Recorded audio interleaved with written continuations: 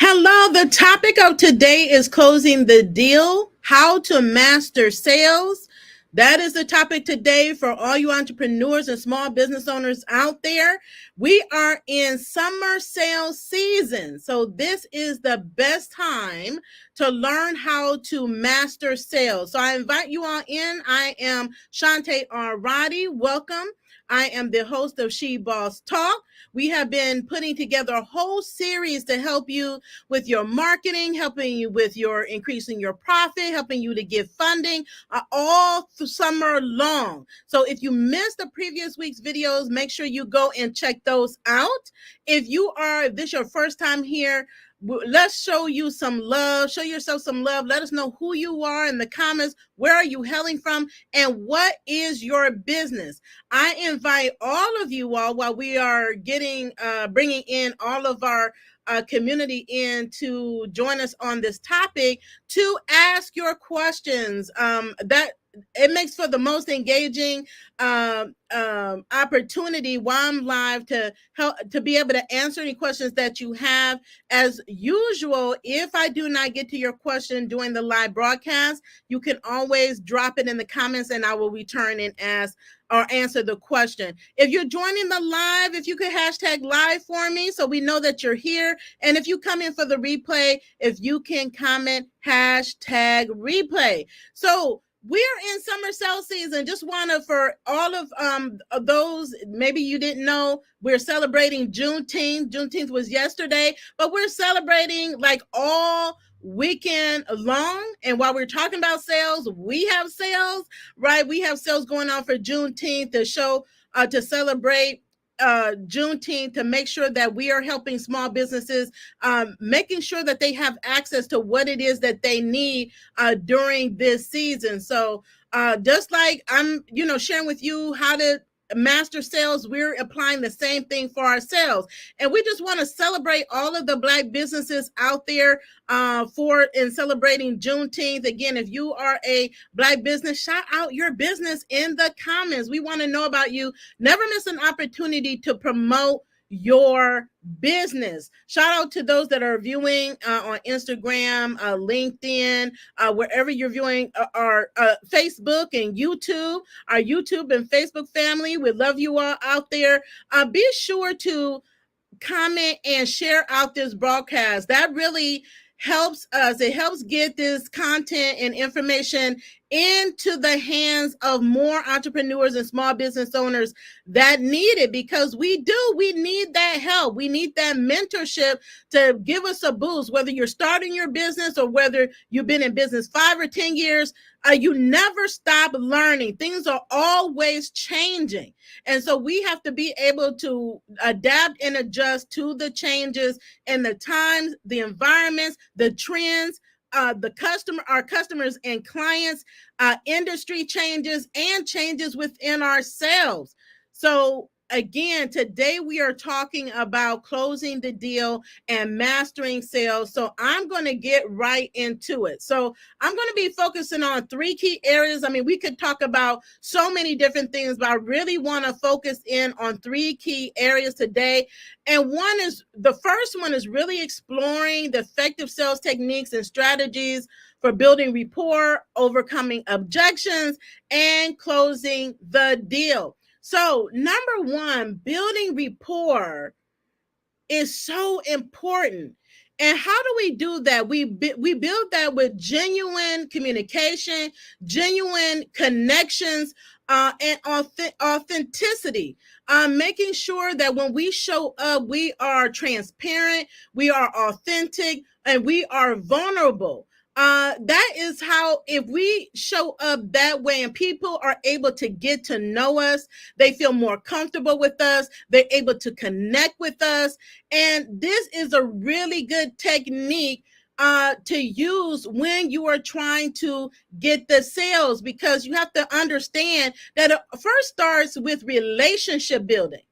And a lot of times we miss that. We're so in a hurry to get the sale that we miss the planning and the strategy and understanding that relationships really factor in how a person relates to you, how they connect with you. So you have to spend time building that rapport. And I've said time and time and time again that most times people have to see you or experience you, feel you, touch you 17 times before they decide that they're going to buy from you or do business with you.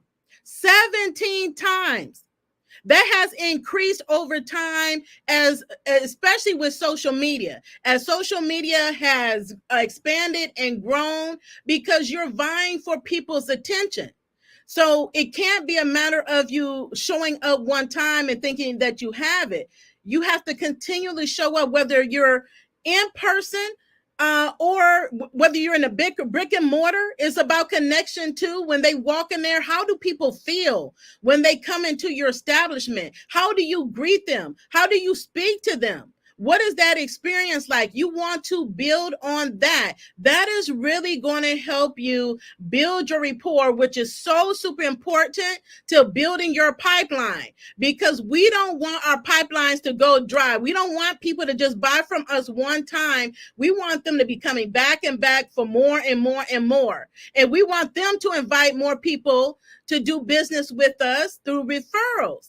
So that takes building rapport. So, and that's that. When you think about that, you have to be strategic and you really have to be intentional with it. So you can't be in a situation that you're just asking for the sale and going after people so aggressively because out of desperation, because people feel that energy and they will reject that energy. So at the same time, when we're showing up and we have that rapport, we want to show up with confidence and boldness. I can't say that enough, because if you're not confident, that will reflect. So people know that. You may not know they know that, but they know that. So that's super important. Making sure that you're paying attention to your tone and your body language when you are talking to people, when you are communicating with people, when you are sharing your message with people, no matter where you are, because you could be on stage, you could be at a book signing event, you could be online. On social media. So it really doesn't matter where you are. The key is building that rapport with people and building a community of loyal followers, loyal customers, and loyal clients. Number two, this is a big one.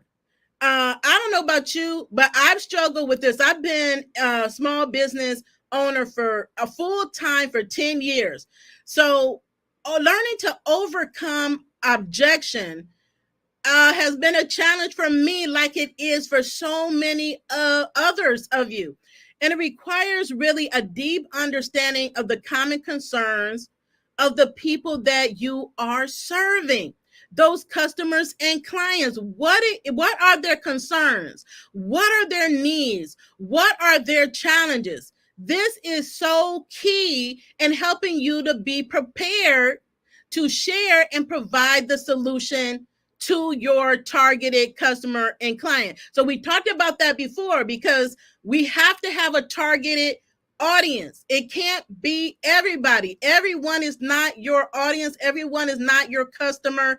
Everyone is not your client. So it's not everyone. And I hear people say that all the time. When you ask them, who is your customer? Everybody. No. You have to narrow it down, get super clear. And then once you do that, then you're able to be well prepared. You are able to pull the data. You're able to gather data that you need, from testimonials to facts and figures that you need to be determined what it is that you're going to do in order to implement your sales strategy. How you're going to be able to build your pipeline is so important. Okay. And I remember a few years ago, one of my peers had said that she does not like asking people for testimonials. She just rather them volunteer. But people may not think about it, right? So you're assuming that they're going to just automatically give you a testimonial or know how to do it, right? So what you want to do is ask for what it is that you want, and ask for what you need from your clients and customers. So if you are doing a great job, your customers are elated with your products and your services, ask them for the testimonial. Ask them for feedback that is going to help you better your product and services, improve your product and services. We never stop getting feedback from our customers and clients, because there's always something that you can do to improve, to make it better for the next customer or client that is coming down the pipeline. Okay, so you want to make sure that you are well prepared, gathering your data, gathering your information, so that you can speak confidently and directly to your consumer. Okay, because what happens is I find when people are unprepared, then they're not confident. So when a potential customer does come along, they're unable to show up appropriately. They're unable to communicate any information about their product or service and why it is that it's going to solve that person's problem that they have. So that's so important. Preparedness. I can't talk about that enough, is being prepared. Now, number 3, closing the deal. This is another area that many of us struggle with, is closing the deal. And what happens is, or what it depends on, is your ability to confidently summarize the benefits of the ROI. What is ROI? The return on investment of your product or service. It doesn't matter if you have a product or a service. What are you able to articulate in a summary the solution and the benefits to your customers and clients?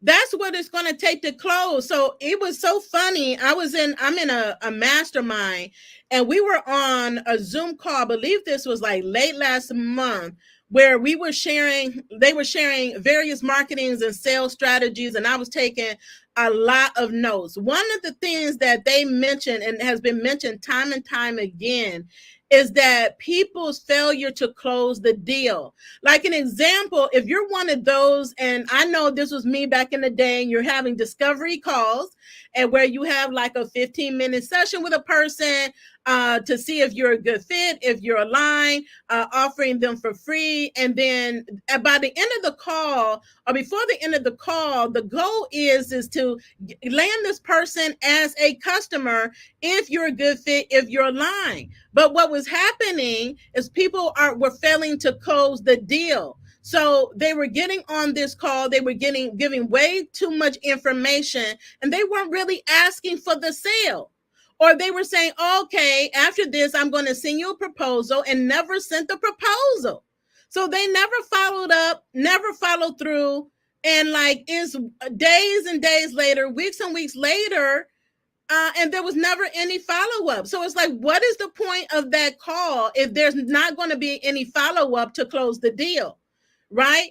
And also, you don't have to wait. So if you're on a call with a person, and oftentimes this is the case, and they're ready to buy, they're ready to do business with you, they want to work with you, they're ready to book with you, sign them up right then and there, right? Don't wait to take them through this long process, right? So we found that so many people, like, they would get on these calls, the person is ready to buy, and they're not taking the payment. They're like, okay, well, wait for me to send the proposal, and then never send it. So you're missing out on money because you failed to follow through. Okay? So you don't want to waste your time. You don't want to waste the person's time. And then that's bad business. That, again, it goes back to the rapport and what people think about you. So you got them on this call. This is make it or break it here. And you don't think it's just you lost that one customer. You potentially lost many customers by not closing that deal, or just not following up and following through with what you said you were going to do. But oftentimes people want to take We take people through this long journey to get the money that they're ready to buy, or making them go through this long process when they're ready to buy. So you have to understand, you're going to have customers that need a little, that are ready. How are you handling that person? They're ready. So they're ready to take action, versus the person that may need a little bit more information. Maybe they need to go through another program. So you need to really think about that when thinking about the types of customers you have coming through your pipeline is really going to help you. I would say also creating a sense of urgency. This has been like a recurring theme. So creating a sense of urgency. So like offering a deal. So I remember when we, again, in the same sales mastermind, what we were asked to do as a challenge, and I would challenge you, is come up with a flash sale.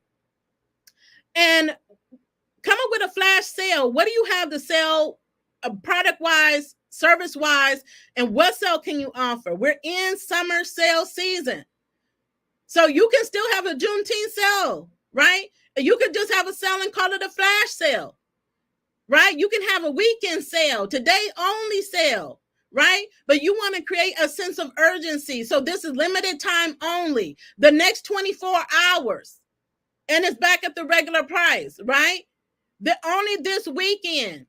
So creating a sense of urgency, because otherwise people would think that they have forever to take advantage of the opportunity that you have at hand. And I'm here to tell you from personal experience that this really helps. It really works, right?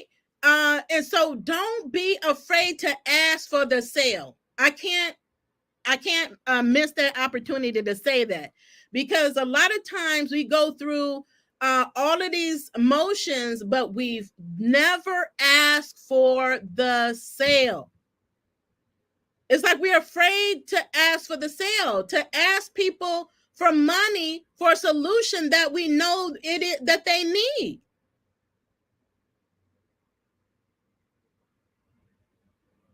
So that's going to be, again, really important to ask for the sale. I think we just need to practice asking for the sale.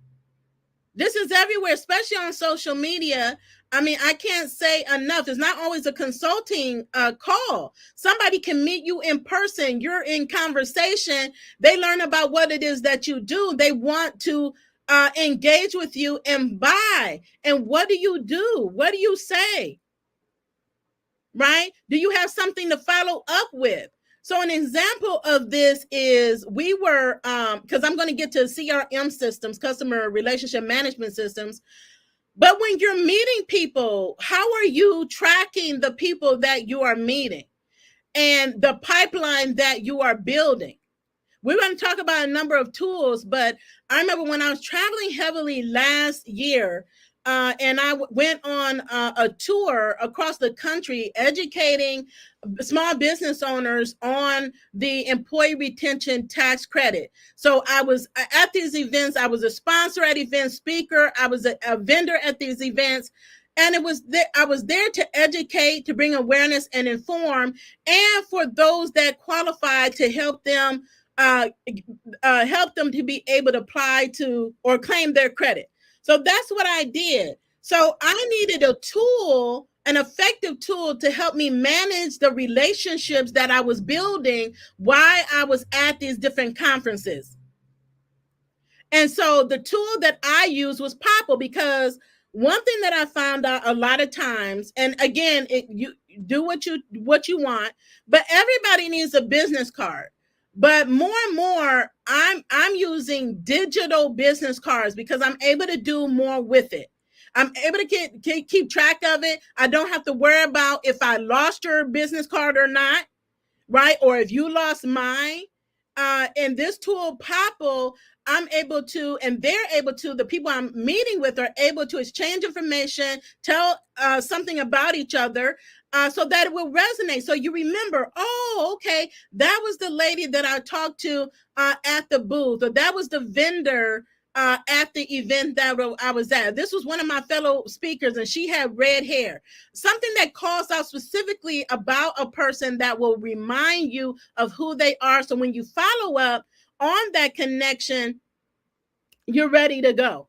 So that was one of the tools, because I find that with physical business cards, they can be good, but sometimes they get lost, they get thrown away. So you want a tool that is you're going to be better able to manage those client relationships. And so when we had them in Papa, we use a tool called Zapier, which is an integration tool, an automation tool. And we zapped it to another tool that we use, which is ClickUp. So that is another tool that you can use to manage projects and manage client relationships and your sales pipeline there. There's so many tools that you can use, but that is an example of what we were able to do, because I didn't want to miss out on an opportunity to follow up, because when you're at these events, you don't have a lot of time. And you may have said, okay, we're going to do this, we're going to do that, we're going to collaborate and partner, and you don't want to miss the opportunity to follow up on those things. And so often they're missed because there's not a really good tool to help you manage it and follow up from there. Okay? So I just talked about the sales techniques for strategy for building rapport, overcoming objections, and closing deals. And the last thing that I would say on objections, anticipate objections are going to happen. Just anticipate the objections. This is what I've learned. So when you are developing your sales strategy and your messaging, you want to speak to those objections. You already want to know what the objections are going to be to your product, to your service, to your program, to your event. What is it? Is it time? Is it money?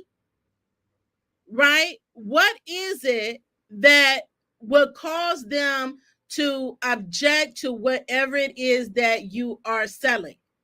And be ready with a rebuttal to all of those objections. It'll be a lot easier if you already anticipated, you already have a rebuttal. Rather, no matter if you're in person, you're on a discovery call or consulting call, or you're communicating via email and a proposal, or you're creating a sales page with sales copy. Know what the objections are going to be ahead of time and address those objections. A lot of time, the objections are fear-based objections, right? So, but not always, but whatever the objection is, you want to have a rebuttal for it, right? Or you want to have an option for it.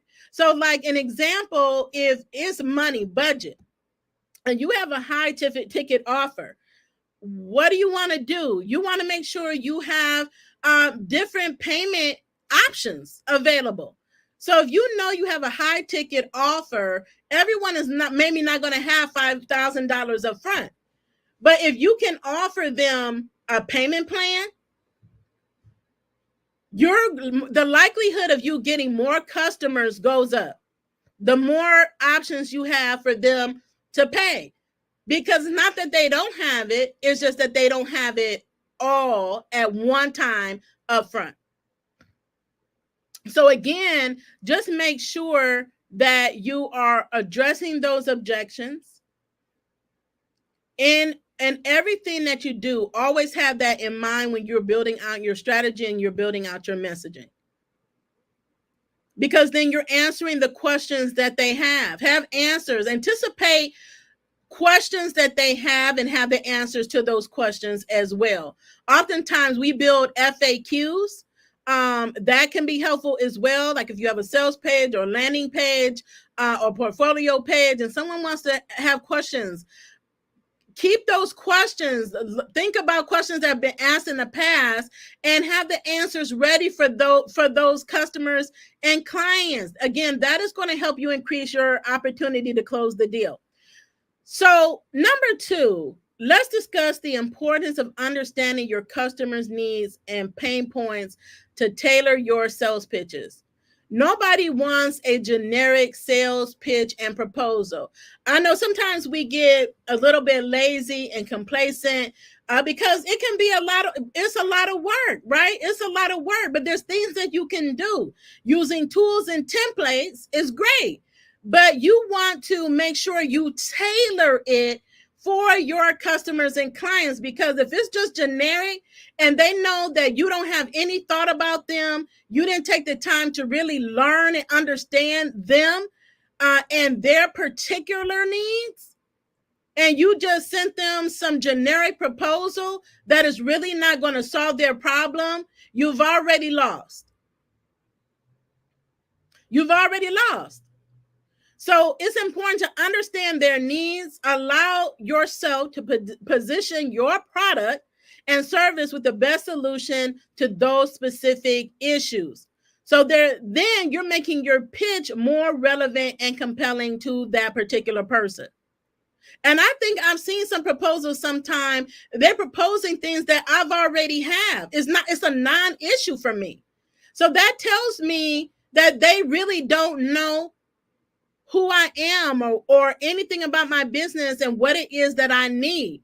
That's what I'm looking for. Do you understand my needs? And when I'm working with people one-on-one, and after the fact, I do a review. So like I send them an after review with my recommendations, a recap of what we talked about. So they're going to be looking at, okay, did this lady really, they can tell during the call, right? Because they've already paid for the call. But making sure that I'm understanding and then following up with that email, that correspondence is really key too, because then they can see, yeah, I really was listening and paying attention, and my recommendations are really targeted for them and their current issue and their current goals and where they're trying to be. And I'm not just giving it to them because I gave it to someone else, or I looked it up online and they said, okay, this is a particular thing or strategy that you should use that is not really going to be beneficial to their business. Okay. Next, tailoring your proposals to address the specific pain points. What does this do? It demonstrates to the customer that you have listened and understood their unique challenges and requirements. Okay? That is so important. If you can do that, you're halfway there, because they know really quickly if you understand them or not, and where they are, what their unique challenges are for their business. Or maybe it's not their business. Maybe you are a health and wellness strategist or coach. Maybe you help people lose weight. Maybe you help people build muscle. Maybe you help people eat better.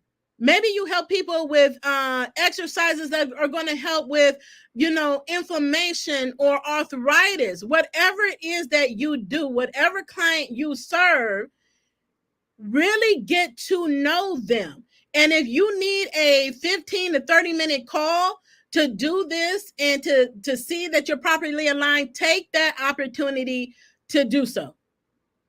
That's going to be really important. Okay? So the next thing is that this approach enables you to avoid generic pitches.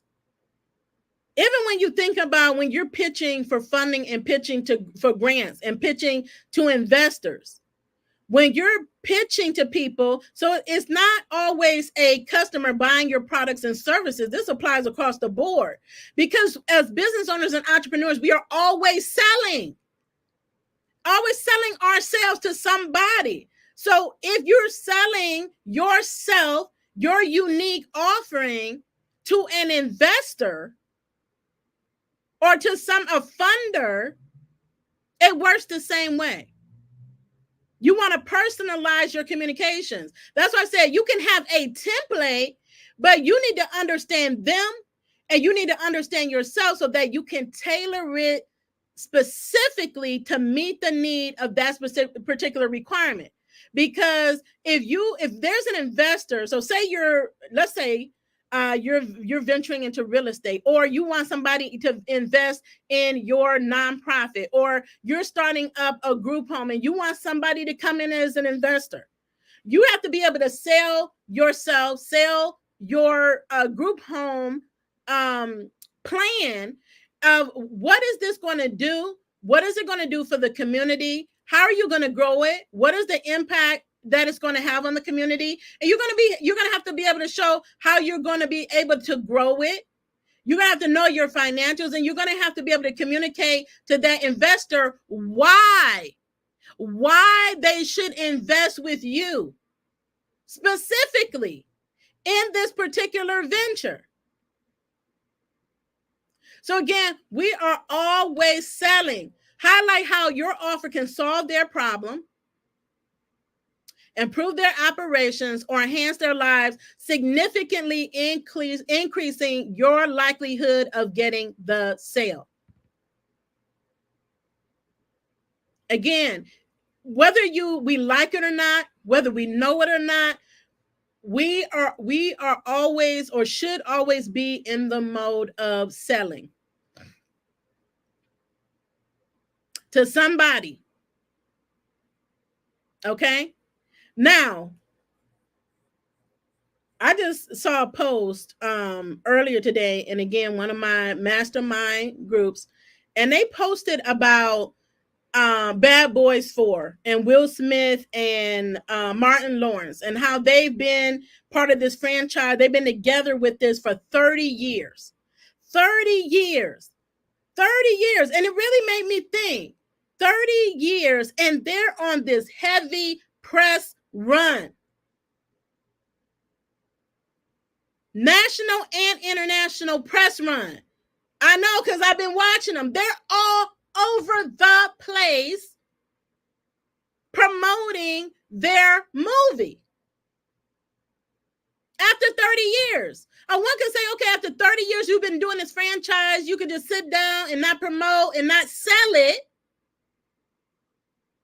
But they didn't do that, because they know that they have to sell it, right? And how are they selling it? It goes back to the beginning and building rapport. You're getting a close up and personal with them, the two that are part of this franchise. You get to hear about their journey. You get to hear about their stories and their challenges and what they overcome. You get to hear about their why they're doing this, why this movie is important, and why people should go see it, and what the accomplishments they've had before. It's bringing in a whole new audience. It's bringing in people that were part of the franchise from the beginning. They're venturing into new spaces. So again, we cannot stop being in the mode of promoting and selling. If they for 30 years have done this and been a part of this franchise, and they are doing it, why do we think that we don't have to sell? Like, we can just do one thing, post one time, right? Make one sales phone call one time, and then we quit. You know, most people don't follow up after the first sales call and miss the sale because they didn't follow up. So we want to make sure that we are not missing out on any sales opportunity. I can tell you right now, there's one of my peers, she calls me regularly every week about an opportunity to get on a call. She is very persistent, and she keeps going until I tell her what? No. Okay. And even if somebody says no, okay, you're going back to the objections, and they say no, it's just not right now, right? Think about how you can turn an initial no into a yes.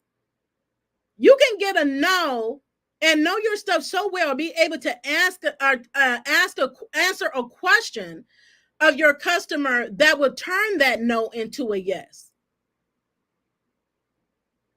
So really think about that.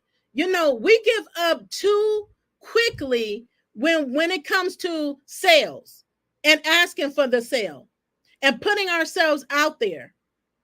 We give up too often, too early. And I know I speak for a lot of you all out there. We have to stop that. This Bad Boys is a great example. They are on a heavy press run. But then we get discouraged. So you have to, again, keep at it and keep at it and keep at it. Don't think one sales call is going to do it. It may do it for one person. Another person may need may need more. Maybe they have follow-up questions to your proposal that you'll need to follow up on. Okay. Maybe on social media, you'll need to post more often, or post at different times, or post in a new way. These are all techniques that you can use to get the sale. Okay. And know that when you're online, you can have sales calls, sales messages, proposals in the DM. I don't want to miss that. That wasn't in my notes to talk about, but don't miss out on the opportunity to get a sale in the DM. For those that don't know what the DM, direct messaging your inbox, right? So whatever platform you're on, you have an inbox. I have made many sales in my inbox by people reaching out to me. Because if you're sharing good quality content online, if you've helped people are referring you. They will refer you to somebody, and they will message you about how they can connect with you, how they can do business, or they have a friend that wants to do business with you. So you have to be ready to respond and follow up on those responses. Okay. So then let's talk about sharing of insights and building and managing those successful sales pipelines and leveraging tools for sales optimization. Because as you're building relationships, you need relationship management tools to keep track. When I was meeting all those people across the country, I knew I needed something. There was no way without a tool I was going to be able to keep track and manage all of those people. In addition to that, I have a team, but it's the tools that we use that help us manage the relationship. Okay. And we can collect data, and it puts out data based on the information we put about the customer. So depending on your business, there are different tools you can use, different strategies you can use, different data points that you need to look at and evaluate. It may be different for every business, for any type of business and your industry. So first, you want a well-managed sales pipeline that provides visibility and status of various prospects, enabling you or your sales team to prioritize efforts on leads that are most likely to close and identify stages where prospects may tend to drop off. And I remember when I was heavily into Legal Shield, that we had our own customer relationship management system. Right. And so many of you all, you may be like in network marketing, multi-level marketing. Oftentimes they have a system already built in that you can use. So you don't have to create your own tool and your own system. So the people go into it. You just have to track it, understand what data is available and what data you're assessing and what it is that you need to follow up on. Like it can tell you when your first contact was, when your follow-up was, when you need to follow up, like what the timeline will be, right? So you can pace it out. Are you going to follow up after 1 week, after 2 weeks, after a month, after 6 months? All of those different things can be built into your tool, and tracking that relationship, tracking the communications on that, put on that customer that's in your pipeline. That's going to be important. Customer relationship management tools are invaluable for maintaining detailed records of your customer interactions. I have a great memory, but my memory is not that good, and I don't want to rely on my memory to know all of this information. You're talking about where we're growing to is getting hundreds and thousands of customers into your system, where you have detailed records on your customer interactions, what their preferences are, what their history is, and again, in my mastermind group, the leader of the mastermind group shared a post, I believe yesterday, on what they're doing. And I had spoke about this the other day. They're doing pop-ups, and they have polled the community and asked them about where they should do another on their next pop-up. And state came on the radar that up from the community that was not on their radar. So what did they do? They went to their customer relationship management system. Now this got me, where they have customers that they have their zip codes for. And they only have zip codes for people that were actually customers of theirs, right? But they were able to use their customer relationship management with another tool that was able to zone in on those zip codes and be able to tell where everyone is at and how many are in a particular zip code in the Florida area, to help them determine where the next place in Florida is going to be for this pop-up conference. I thought that was so amazing, because just think about it. If you're trying to get that information and you don't have a system or a tool to be able to do it, tools can make your life and your business so much easier. And it created a heat map so you can zone in and see, oh, okay, we have a higher population over here. This may be a good area, or this is a good area because this zone over here and this zone over here are not too far. So if we do it here, we can bring all three of these zones in to help market to show up at the conference. I mean, again, you never start learning. You should every day you should be learning something new. And I'm telling you, I learned something new. Okay, I'm gonna take a sip because it's hot here. Okay, so your customer relationship management tools. Okay, so let's talk about leveraging those tools, and what are some of these tools. You may have heard of Salesforce. Now, I learned about Salesforce before I left corporate America, but I know a lot of sales teams. You may not have a sales team, robust sales team, but for a lot of sales team, they use Salesforce. You may have heard of Zoho.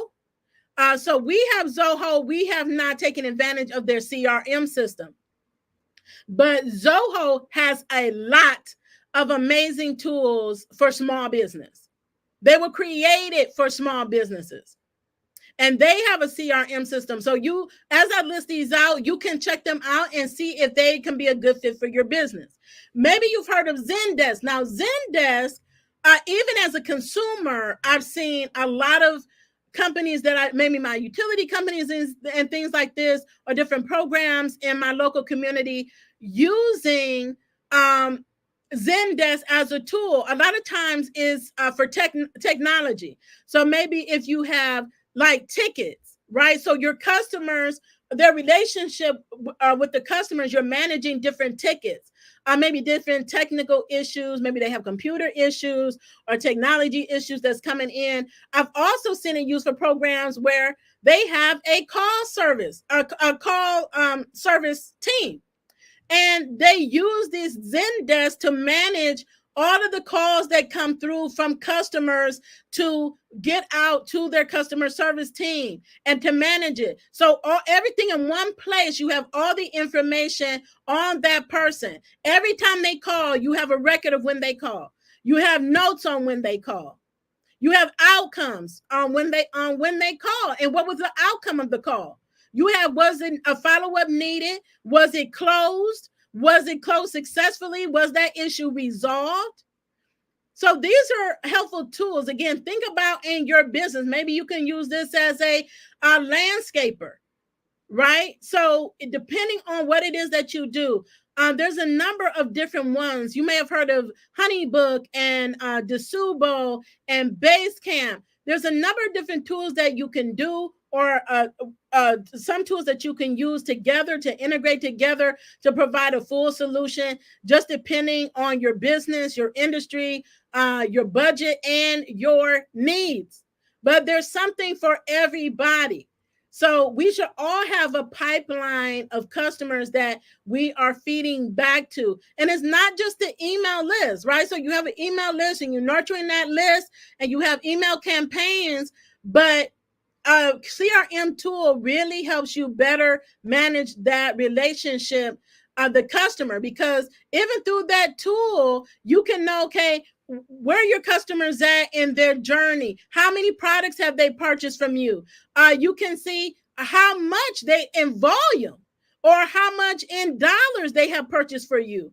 So you can make decisions and determinations. You can craft better offers to tailor to different demographic graphics of your customers that you're only able to do because you have the information that is provided to you in the CRM system. Okay, so at minimum, you should have an email system that you're using and building that email list so that you can, again, it's going back to that building rapport, building that relationship, nurturing the relationship, providing value, and then also asking for the sale. I mean, I just talked to my team the other day. I have a team member, she's been working with me, maybe 6 or 7 years at this point. And she's amazing because I used to do it all by myself. We got to get from doing it all by ourselves. Okay. So I was so happy to have her. She's been great. But we talk and we strategize on a regular basis. I said, we give so much value. I said, but we don't really ask for the sale a lot or as much as we should. So there should be a balance, because these companies out here like Bed Bath and Beyond and the Walmarts of the world, you see, they don't hesitate. You will get 2 and 3 sales emails in your inbox on a daily basis. Am I right? Yes, on a daily basis. I get them all the time. So they're not afraid to ask for the sale. As I close out, I have to go back to that. We have to get comfortable asking people for the sale. If we want it, if we want the sale, if we know people need what it is that we're offering, we have to ask for what it is that we want. I mean, that's the bottom line. And that's going to affect your bottom line, asking more and more for the sale, right? So there has to be a balance. And by the way, our email tool that we use, which is MailerLite, is linked in the description. It helps us track all of that data, including sales data, e-commerce data. So if we're selling something through our email, we're able to track if we sold anything or not, how much we sold, who clicked on what, who opened what, where they were from, what their demographic is. You know how much information that is, how valuable that information is. So I would encourage you all, if you're not using some type of tool to manage your customer relationship, if you just gotten customers and then that was it, you're losing out on more money. You're losing out on money. And I've seen it many, many times. And I talked to my team member the other day because we launched She Got the Tees, and we have t-shirts and mugs and toes and things for women entrepreneurs to empower them so they can walk out in style and empower. And I said, okay, let's create a welcome sequence for them when they subscribe, when they become a subscriber. So when they subscribe, we're already welcoming them in. We're acknowledging them as a new customer, and we're helping them through the customer journey and letting them know who we are, what to expect, offering them a special discount, maybe letting them know, hey, we offer referrals. These are different things that you can do to close the deal and to increase your sales in the marketplace, because we all of us need to increase our sales. So I see you all out there. Andre, yeah, you're so right. It's either attached to fear of rejection or failure, and in some cases, fear of success. That is so true. You are spot on. So I would say recognize what fear that do you have. So don't ignore the fear, acknowledge the fear, and why. Think about why is it that this fear is coming up in you, and let that drive you to move past it, because the more you do something, the more comfortable you will get doing it, the less fearful you would be. Okay, so there's so many tools that you can use to up your sales strategy, and one of the best things is being online. So, and that's not even part of this, because we have a whole 17 part series going on. But, you know, definitely you're online because you're watching, but are you showing up online consistently, regular for your audience, sharing them with what it is that you do, who you are, what it is that you offer, and who do you offer it to? That needs to be on a regular and consistent basis. So Andre is saying again, in his opinion, all entrepreneurs need to tap into a business mentor or coach. Absolutely. So here, think of these videos. This is mentorship that I'm giving you, right? But there are so many mentorship programs out there, some free and some are paid. Be willing to invest in yourself. Be willing to invest in yourself to get to the next level. All of us need a mentor. All of us. I don't care what stage you are in business. And a coach. Because every level you go to brings another level of challenges that you didn't experience before, and it will take you for a loop. It will knock you back. I mean, it's happened to me several times. I've been in this 10 years. So maybe you think you got it, but then you're in a new season and you're like confused, you're lost, you don't know what to do. You need a mentor. A mentor. And get one in your industry. SCORE is a great resource for mentorship.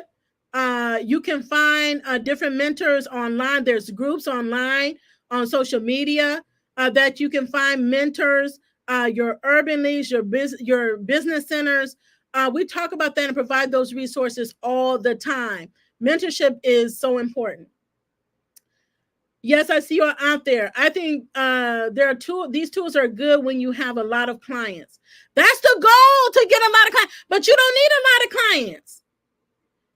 Let's just say, if you have 5 clients, again, if you have 5 viewers, this takes me back to when I taught our YouTube Masterclass. Okay, how to profit from YouTube.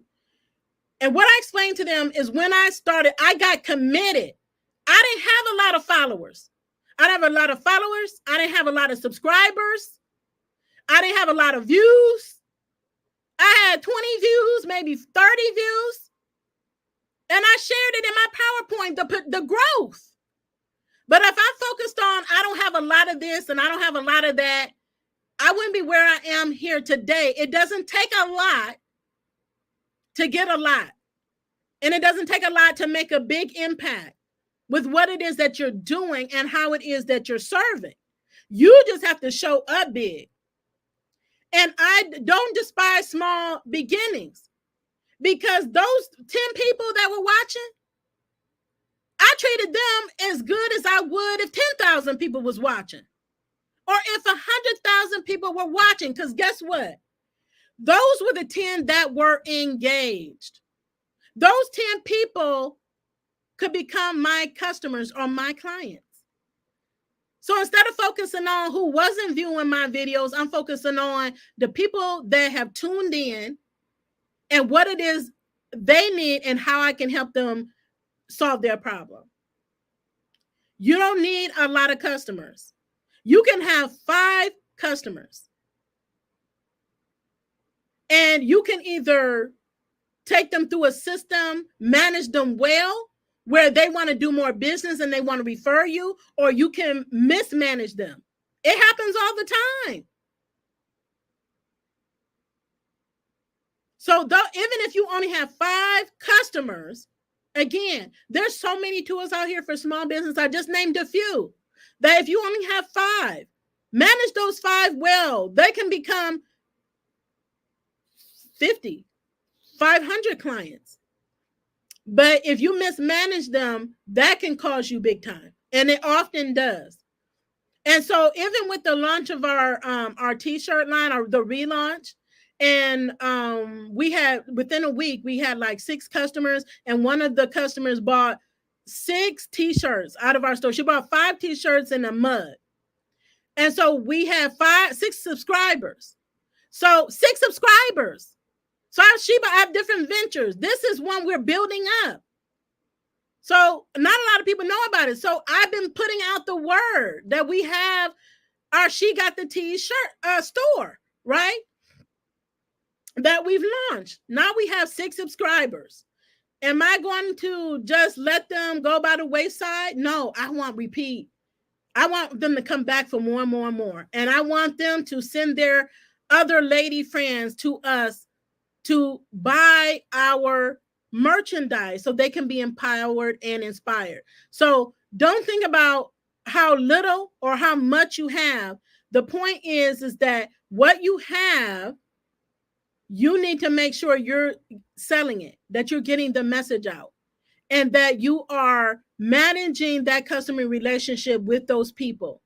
And as it get bigger and bigger and bigger, you may have to adjust your tools that you're using to accommodate the growth. So anticipate that. It's all part of business planning and being prepared. The more prepared you are before you have your customers and clients, the more clients you're going to be able to get, and the more clients you're going to be able to retain. Because I've seen people have exponential growth.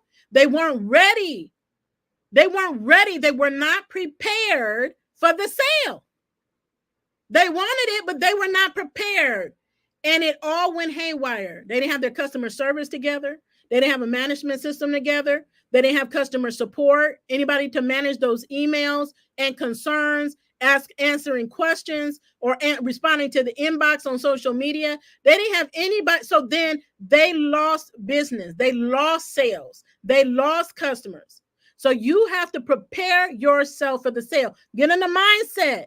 I am going to get the sale. Who's in business to not get sales? So your mindset is always planning to get the big sales. We need to stop thinking small. Your plan should be to get the big sales. Anticipate you're going to get a lot of sales. It's going to happen. But be prepared to get it. Okay? So I hope this has helped you. This video is about closing the deal. These are sales strategies that work. They're simple. They're not overly complicated. I try to keep it simple and give you examples and from my personal experience and what I have personally gone through.